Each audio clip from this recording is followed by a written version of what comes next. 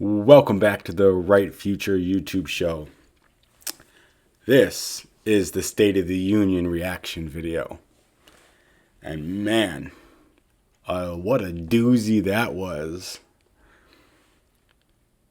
I think probably the most disgusting thing of the night was just the drooling and gushing the mainstream media, especially CNN, which was what I was watching, did over the speech. I mean, seriously, they don't even pretend to be journalists anymore. Like, pre-Trump, the media would at least try and have thinly veiled, non-biased, independent coverage. Now it's just out in the open. They are just, hey, we're here to be the public relations arm of the Democrat Party. But we'll get to that after. Let's talk about the speech. So he comes in and he congratulates Speaker McCarthy on becoming Speaker McCarthy. Like that's supposed to be some bipartisan unifier. I mean, seriously? And then he goes on what was a 2024 campaign speech for an hour and 10 minutes. Look, he's clearly running for president. Like I didn't think he would. The country doesn't want him to. But that was a partisan campaign speech, which is not what the State of the Union is supposed to be about. But of course, the media will not tell you that. And again, we'll talk about that at the end. At one point, he talks about his economic record. And if you look at the raw numbers of his economic record, what you're going to say is, wow, this is the greatest president in history. But raw numbers don't tell the tale, right? We have to talk about. He said he created 12 million jobs. No, he didn't. Right? California didn't reopen from COVID lockdowns conveniently until he became president of the United States. Chicago, Illinois didn't reopen from lockdowns until after he became president of the United States. New York did not reopen from lockdowns until after he became president of the United States. Those are, three of the five biggest states in the country, I believe. California, 1, New York, 4, and Illinois, 5, if I remember correctly. Those are huge states, right? With gigantic cities. LA, San Diego, San Francisco, New York City, Chicago, right? And they were locked down until after Trump left office and Joe Biden became president of the United States. Of course, jobs are going to come back then. Those states locked down their people and shut down small businesses. We're talking about, he mentioned he has the highest rate of small business creation in history. Well, yeah, that's because your party shut businesses down and closed them for good. And then people had to start new businesses. So, of course, they're coming back thanks to the deregulation and the tax cut from Republicans, which he did not acknowledge. He did acknowledge that they have an unfair tax code, but he didn't acknowledge that 25% on S corps, which are small businesses who pay taxes at the individual rate instead of a corporate tax rate, or the 21% corporate tax rate for C corps, what we would traditionally define as corporations, who are double taxed, by the way. The 21% on C corps, that 92% or 90%, somewhere in that range, have less than 50 employees, which is, why do I bring up 50 employees? That's the federal government's definition of a small business, 50 employees or less. So thank you, Republicans, for having a tax code that has allowed businesses to spend and create jobs once the government actually allowed them to. The economy was great pre-COVID. It's great post-COVID, which pretty much every economist said. They said we're going to get a V-shaped recovery. We tanked because the government shut down the economy. The economy didn't collapse because the basis of the economy wasn't good. It collapsed because the politicians said your government is not, your businesses are not allowed to operate, and you have to be locked in your home. It's really quite simple. And he took credit for that. Look, as any politician is going to take whatever they can and run with it. The fact is, we have a media who has the First Amendment to protect their status as media, because James Madison, the father of the Constitution, the father of the Bill of Rights, wanted the media to be free to criticize the government, because he wanted the media to be critical of government, to be critics of power. The media has no problem being critical of power when the power has an R next to their name. But when the people in power have a D next to their name, they get all kinds of timid and all kinds of supportive. So we have to just remember that a lot of this isn't true. We had a big moment in the speech where Joe Biden said he was talking to oil and gas companies. And this got a visceral, like just a spontaneous laugh from Republicans, because anybody who understands how businesses operate would know this is one of the most laughable things you can say. But Democrats who generally spend their life not working in private business, either working in some kind of public sector, academia, government, they have no idea, right? So he mentions that he's talked to these oil and gas companies and saying, I want you to invest in new refineries, in the new pipelines. You'll be able to be in business. We'll still need you. We'll still need you for about 10 years. No business is going to invest billions of their dollars if you're telling them in 10 years we're going to put you out of business. Like, we're going to shut down your business. We're going to make it so you guys can't operate anymore, which is what he's saying. He's saying we're going to go all green and oil and gas is going to be non-existent in 10 years. That's his goal. He said it before. That's not something new. That's not something I'm bringing up. That's not something he's bringing up. That's the Democratic platform. By the way, it's the Green New Deal, even though they don't pretend it is the Green New Deal, because the Green New Deal is hellishly unpopular.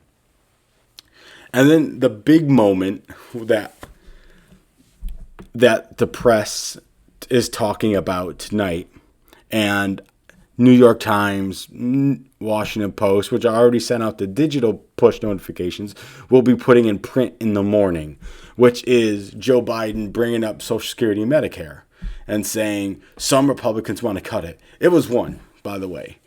Rick Scott, who was the chair of the Republican Senatorial Committee in the last cycle and the bad cycle.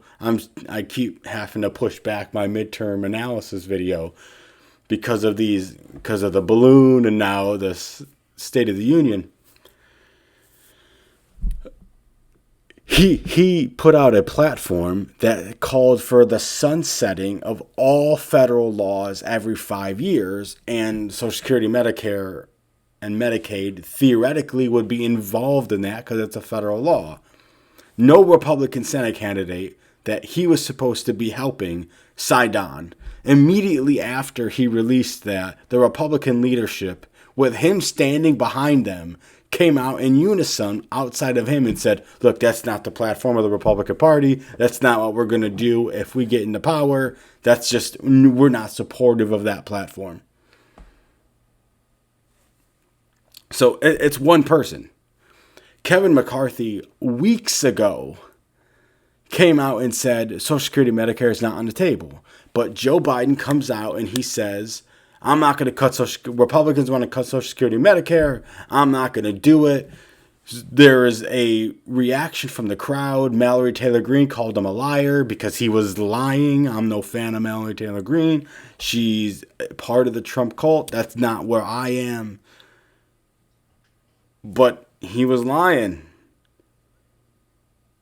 Well, I mean, what else can we say here? So, they call him a liar. They heckle him, and then he comes and says, "So we agree. We're not going to cut Social Security, Medicare. That's great." The entire Congress, Republicans and Democrats, stand up in unison and clap. And he goes, "Hey, I got concessions." And the media is just drooling over it. Like, oh, he won this epic negotiation. There's a CNBC article from January 30th with Kevin McCarthy, Speaker of the House, Kevin McCarthy, saying, "Look, Social Security Medicare is off the table." If the person negotiating on the debt ceiling says we're not going to cut Social Security Medicare, Social Security Medicare is on the table. He didn't win some major victory, President Biden. All he did was state the Republican position. That's not some impressive feat to say, "Hey, in the negotiation, I agree with your position, so that's a win for me." It is patently absurd. So, after it's over, CNN does a push poll. They do it every single State of the Union, Republican or Democrat. And the very positive or somewhat positive response to the State of the Union, and by the way, the flash poll is of people who watch the State of the Union. Every State of the Union is watched more heavily by the party of the president giving State of the Union. When there's a Republican president, Republicans watch it more than Democrats. When there's a Democrat president right now, Democrats watch it more. This is just obvious, right? So 72% had one of those two, either very positive or somewhat positive responses. And Abby Phillip, who is being pushed by CNN as this independent, honest journalist. She's just a radical liberal. She has the Sunday show, Inside Politics, taken over from John King on Sundays, which is before the Sunday show, State of the Union, that they have. She was talking about how that in itself, the 72% of very positive response, is a win for President Biden because of how politically divided the country is, and it's an impressive result. Just before she said that, CNN showed a graphic that 4 years ago, in 2019, when Donald Trump was giving the State of the Union on his third year in office, he had 76% get either very positive or somewhat positive response. 4% more than Biden. And she was like, "Oh, this is impressive because of the partisanship of the country." There is nobody here who believes that the country was more divided now than it was in 2019. There's nobody who should believe that the opposition to the president today is more fervent than it was in 2019 with Trump. Like, that's just not true. The entire Democrat Party was completely against Donald Trump from the second he got in office because he was never popular and they could politically gain from it. Republicans worked with Biden in areas where they thought that it would help them electorally. That never happened with Trump. So it's just a laughable, absolutely laughable comment. And quickly, I will touch on Sarah Huckabee Sanders, the new Arkansas governor's response to the State of the Union. One, she opened up with the message that every Republican should want, except Republicans who want Donald Trump to be the Republican nominee for President of the United States. She's the youngest governor in the country. Joe Biden is the oldest president ever at 80 years old. No president has been 80 years old. So he's the oldest president of all time. She's the youngest governor in the country. It's the dichotomy that Republicans want to make, right? Old, out of touch, feeble guy. young, new, up-and-coming leadership. By the way, like I said, you can't make that comment and then support 78-year-old Donald Trump to be president of the United States again. I mean, never be surprised by hypocrisy of politicians, right? Not just Democrats, but politicians. But besides that she made a lot of very red meat Republican talking points, which isn't necessarily what you want to do when you have the size and the scale of independent of the audience. You want to tailor it to independent voices.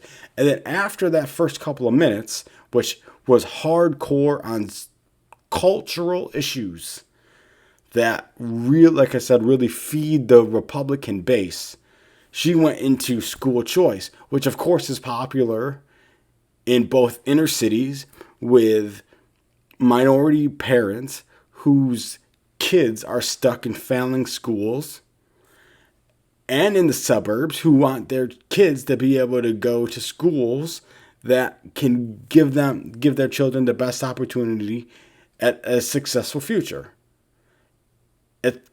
It's a demographic that Republicans have to claw back and win some of in 2024 to win back the Senate, to keep the House, to win the presidency. Married suburban parents. Without a college degree, with a college degree, doesn't matter. That demographic we have to get back. So that was successful. The rest of that speech she went, like I said at the beginning, she went hard on cultural issues. Now, let me state this. If that is the fighting that the Republican Party wants to do going forward, I can live with it. I don't think this fighting on cultural issues is going to help Republicans win elections long term. But if we can just admit Joe Biden won the presidency in 2020, January 6th was a historically bad day for America. Republicans are in a good spot going forward. And we can say the woke left, which the American people aren't crazy about the woke left. And it is a thing. So we can fight that on that territory and we can win. If that is the direction of the fighting that the new Republican Party wants, fine. I can live with that. If we're going to go back to 2020 was stolen, which isn't true, that January 6th wasn't a big deal, then we're going to continue to lose elections because the American people aren't stupid. The election wasn't stolen. January 6th was a bad day where a bunch of Trump supporters ransacked the Capitol, tried to hang the incumbent vice president.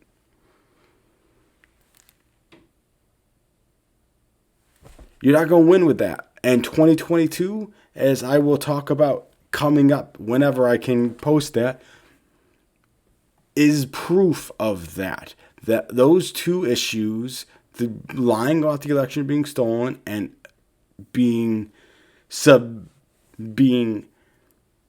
not aggressive towards January 6th, led independent voters in swing states and swing districts to vote Democrat when they shouldn't have, with incredibly high inflation and an unpopular Democrat president. But that is the CNN State of the Union response. Thank you for listening. I'll catch you on the next one.